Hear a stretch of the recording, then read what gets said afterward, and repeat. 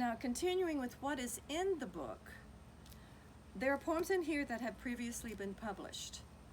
Emerus, Journal in the Upstate, Jasper, magazine here in town, Fall Lines Literary Journal, and some of those were, and I write long poems and short poems. I wrote one-line poems, and then I can write a sestina and longer poems. So let me tell you about the first section. First section is composed of that beginning, Portrait in Bronze of the Eclipse, and then it has three of my really best recognized poems in the beginning, The Baptism, A Doe in Repose, and 9 Horses. Now, so it starts out with some short poems. In 9 Horses, I write about catastrophes because being from Texas, 9 horses was a real thing. There were 9 horses on a ranch house porch.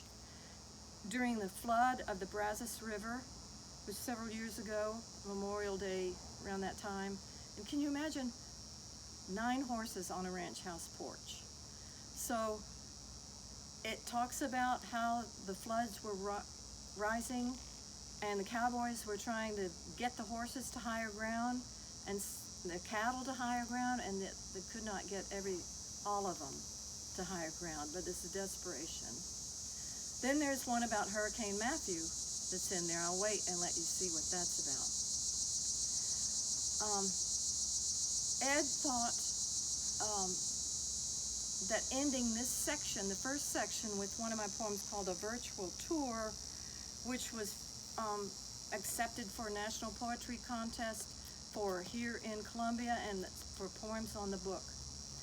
The virtual tour is my telling my family, my parents remain living, fortunately, giving them a tour of our new house, except I can't see. So we were tilting the phone, and the reason we did it was just to kind of, Ed said, just to give people a sense of that's what's distinguishing about the book, that someone who no longer sees with eyes but sees so well with other senses, with orientation and organization and memorization and all kinds of touch with feet and skin and fingers and space.